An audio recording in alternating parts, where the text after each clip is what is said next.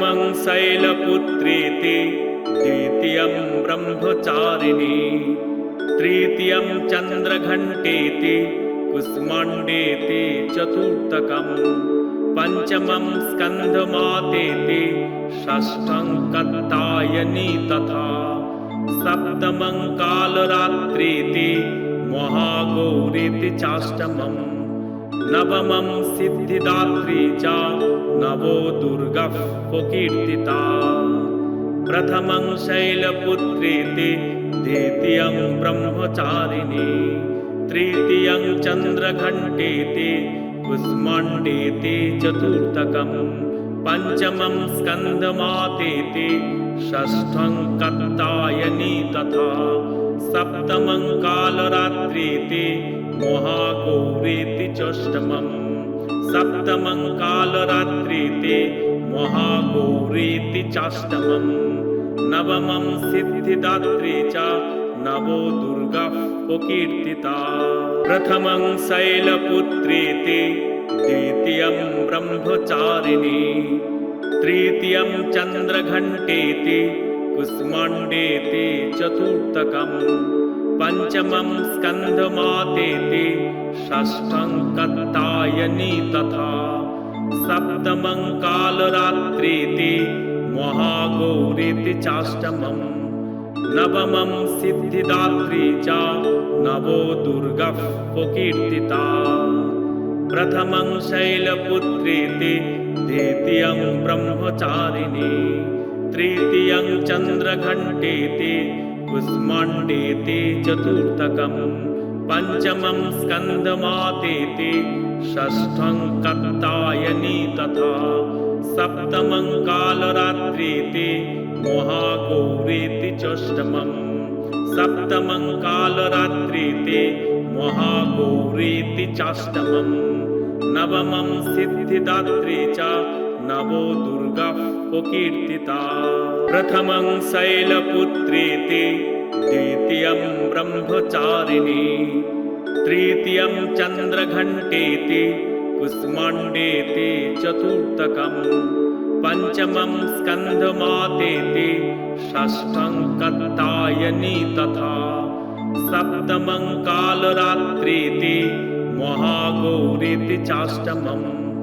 नवमं सिद्धिदात्री च, नवो दुर्गः प्रकीर्तिता। प्रथमं शैलपुत्रेति, द्वितीयं ब्रह्मचारिणी, तृतीयं चन्द्रघण्टेति, कुष्माण्डेति, चतुर्थकं पञ्चमं स्कन्धमातेति, षष्ठं कात्यायनी तथा सप्तमं कालरात्रीति, महागौरीति षष्ठमं सप्तमं कालरात्रीति, महागौरीति चाष्टमं नवमं सिद्धिदात्री च, नवो दुर्गः प्रकीर्तिता। प्रथमं शैलपुत्रेति, द्वितीयं ब्रह्मचारिणी, तृतीयं चन्द्रघण्टेति, कुष्माण्डेति, चतुर्थकं पञ्चमं स्कन्धमातेति, षष्ठं कात्यायनी तथा सप्तमं कालरात्रीति, महागौरीति चाष्टमं नवमं सिद्धिदात्री च, नवो दुर्गः प्रकीर्तिता। प्रथमं शैलपुत्रेति, द्वितीयं ब्रह्मचारिणी, तृतीयं चन्द्रघण्टेति, कुष्माण्डेति, चतुर्थकं पञ्चमं स्कन्धमातेति, षष्ठं कात्यायनी तथा सप्तमं कालरात्रीति, महागौरीति षष्ठमं सप्तमं कालरात्रीति, महागौरीति चाष्टमं नवमं सिद्धिदात्री च, नवो दुर्गः प्रकीर्तिता। प्रथमं शैलपुत्रेति, द्वितीयं ब्रह्मचारिणी, तृतीयं चन्द्रघण्टेति, कुष्माण्डेति, चतुर्थकं पञ्चमं स्कन्धमातेति, षष्ठं कात्यायनी तथा सप्तमं कालरात्रीति, महागौरीति चाष्टमं नवमं सिद्धिदात्री च नवो दुर्गः प्रकीर्तिता प्रथमं शैलपुत्रीति द्वितीयं ब्रह्मचारिणी तृतीयं चन्द्रघण्टेति कुष्माण्डेति चतुर्थकं पंचमं स्कन्दमातेति षष्ठं कात्यायनी तथा सप्तमं कालरात्रीति महागौरीति षष्ठमं सप्तमं कालरात्रीति महागौरीति चाष्टमं नवमं सिद्धिदात्री च नवो दुर्गा प्रकीर्तिता प्रथमं शैलपुत्रीति द्वितीयं ब्रह्मचारिणी तृतीयं चन्द्रघण्टेति कुष्माण्डेति चतुर्थकं पंचमं स्कन्दमातेति षष्ठं कात्यायनी तथा सप्तमं कालरात्रीति महागौरीति चाष्टमं नवमं सिद्धिदात्री च नवो दुर्गा प्रकीर्तिता प्रथमं शैलपुत्रीति द्वितीयं ब्रह्मचारिणी तृतीयं चन्द्रघण्टेति कुष्माण्डेति चतुर्थकं पंचमं स्कन्दमातेति षष्ठं कात्यायनी तथा सप्तमं कालरात्रीति महागौरीति षष्ठमं सप्तमं कालरात्रीति महागौरीति चाष्टमं नवमं सिद्धिदात्री च नवो दुर्गा प्रकीर्तिता प्रथमं शैलपुत्रीति द्वितीयं ब्रह्मचारिणी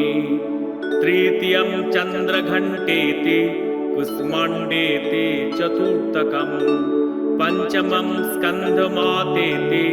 षष्ठं कात्यायनी तथा सप्तमं कालरात्रीति महागौरीति चाष्टमं नवमं सिद्धिदात्री च नवो दुर्गा प्रकीर्तिता प्रथमं शैलपुत्रीति द्वितीयं ब्रह्मचारिणी तृतीयं चन्द्रघण्टेति कुष्माण्डेति चतुर्थकं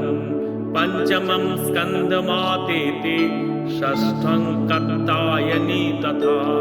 सप्तमं कालरात्रीति महागौरीति षष्ठमं सप्तमं कालरात्रीति महागौरीति चाष्टमं नवमं सिद्धिदात्री च नवो दुर्गा प्रकीर्तिता प्रथमं शैलपुत्रीति द्वितीयं ब्रह्मचारिणी तृतीयं चन्द्रघण्टेति कुष्माण्डेति चतुर्थकं पंचमं स्कन्दमातेति षष्ठं कात्यायनी तथा सप्तमं कालरात्रीति महागौरीति चाष्टमं नवमं सिद्धिदात्री च नवो दुर्गा प्रकीर्तिता प्रथमं शैलपुत्रीति द्वितीयं ब्रह्मचारिणी तृतीयं चन्द्रघण्टेति कुष्माण्डेति चतुर्थकं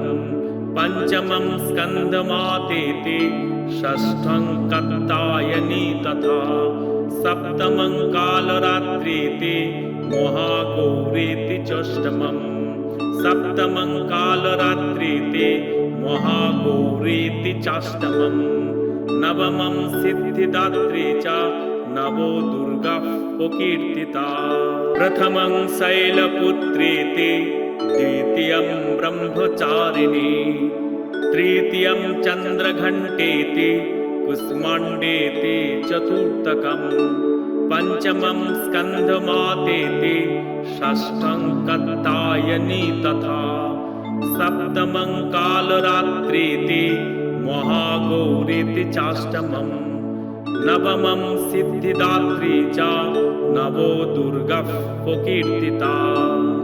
प्रथमं शैलपुत्रीति द्वितीयं ब्रह्मचारिणी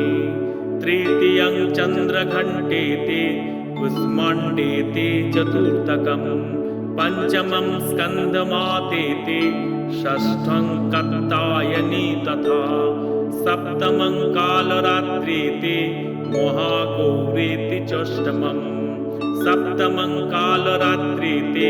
महागौरीति चाष्टमम् नवमं सिद्धिदात्री च नवो दुर्गाः प्रकीर्तिता प्रथमं शैलपुत्रीति द्वितीयं ब्रह्मचारिणी तृतीयं चन्द्रघण्टेति कुष्माण्डेति चतुर्थकं पञ्चमं स्कन्धमातेति षष्ठं कात्यायनी तथा सप्तमं कालरात्रीति महागौरीति चाष्टमम् नवमं सिद्धिदात्री च नवो दुर्गाः प्रकीर्तिता प्रथमं शैलपुत्रीति द्वितीयं ब्रह्मचारिणी तृतीयं चन्द्रघण्टेति कुष्माण्डेति चतुर्थकं पञ्चमं स्कन्धमातेति षष्ठं कात्यायनी तथा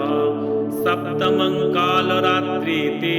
महागौरीति चाष्टमम् सप्तमं कालरात्रीति महागौरीति चाष्टमम्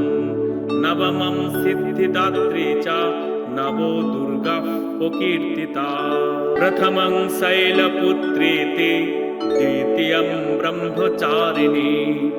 तृतीयं चन्द्रघण्टेति कुष्माण्डेति चतुर्थकं पञ्चमं स्कन्धमातेति षष्ठं कात्यायनी तथा सप्तमं कालरात्रीति महागौरीति चाष्टमम् नवमं सिद्धिदात्री च नवो दुर्गाः प्रकीर्तिता प्रथमं शैलपुत्रीति द्वितीयं ब्रह्मचारिणी तृतीयं चन्द्रघण्टेति कुष्माण्डेति चतुर्थकं पञ्चमं स्कन्धमातेति षष्ठं कात्यायनी तथा सप्तमं कालरात्रीति महागौरीति चाष्टमम् सप्तमं कालरात्रीति महागौरीति चाष्टमम् नवमं सिद्धिदात्री च नवो दुर्गाः प्रकीर्तिता प्रथमं शैलपुत्रीति द्वितीयं ब्रह्मचारिणी तृतीयं चन्द्रघण्टेति कुष्माण्डेति चतुर्थकं पञ्चमं स्कन्धमातेति षष्ठं कात्यायनी तथा सप्तमं कालरात्रीति महागौरीति चाष्टमम् नवमं सिद्धिदात्री च नवो दुर्गाः प्रकीर्तिता प्रथमं शैलपुत्रीति द्वितीयं ब्रह्मचारिणी तृतीयं चन्द्रघण्टेति कुष्माण्डेति चतुर्थकं पञ्चमं स्कन्धमातेति षष्ठं कात्यायनी तथा सप्तमं कालरात्रीति महागौरीति चाष्टमम् सप्तमं कालरात्रीति महागौरीति चाष्टमम् नवमं सिद्धिदात्री च नवो दुर्गाः प्रकीर्तिता प्रथमं शैलपुत्रीति द्वितीयं ब्रह्मचारिणी तृतीयं चन्द्रघण्टेति कुष्माण्डेति चतुर्थकं पञ्चमं स्कन्धमातेति षष्ठं कात्यायनी तथा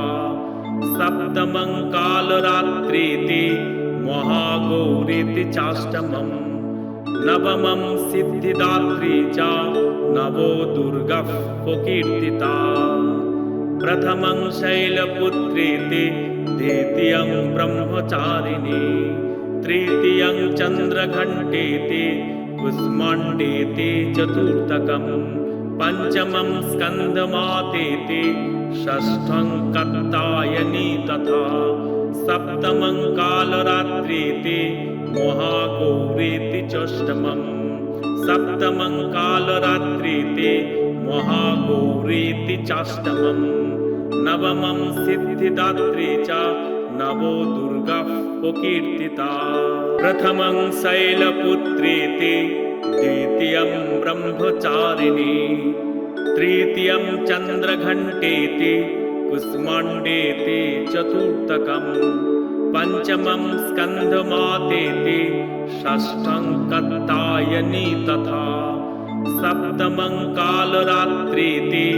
महागौरीति चाष्टमम् नवमं सिद्धिदात्री च नवो दुर्गः प्रकीर्तिता प्रथमं शैलपुत्रीति द्वितीयं ब्रह्मचारिणी तृतीयं चन्द्रघण्टेति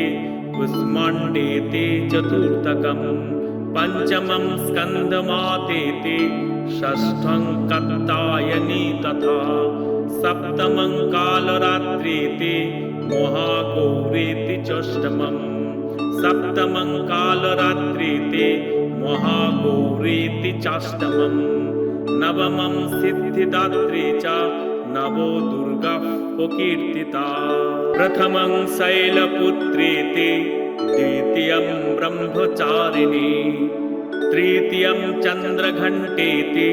कुष्माण्डेति चतुर्थकम् पञ्चमं स्कन्धमातेति षष्ठं कात्यायनी तथा सप्तमं कालरात्रीति महागौरीति चाष्टमम् नवमं सिद्धिदात्री च नवो दुर्गः प्रकीर्तिता प्रथमं शैलपुत्रीति द्वितीयं ब्रह्मचारिणी तृतीयं चन्द्रघण्टेति कुष्माण्डेति चतुर्थकम् पञ्चमं स्कन्धमातेति षष्ठं कात्यायनी तथा सप्तमं कालरात्रीति महागौरीति षष्ठमम् सप्तमं कालरात्रीति महागौरीति चाष्टमम् नवमं सिद्धिदात्री च नवो दुर्गः प्रकीर्तिता प्रथमं शैलपुत्रीति द्वितीयं ब्रह्मचारिणी तृतीयं चन्द्रघण्टेति कुष्माण्डेति चतुर्थकम् पञ्चमं स्कन्धमातेति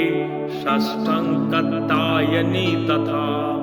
सप्तमं कालरात्रीति महागौरीति चाष्टमम् नवमं सिद्धिदात्री च नवो दुर्गः प्रकीर्तिता प्रथमं शैलपुत्रीति द्वितीयं ब्रह्मचारिणी तृतीयं चन्द्रघण्टेति कुष्माण्डेति चतुर्थकम् पञ्चमं स्कन्धमातेति षष्ठं कात्यायनी तथा सप्तमं कालरात्रीति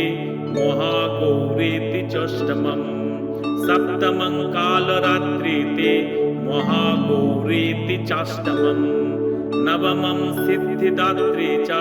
नवो दुर्गः प्रकीर्तिता।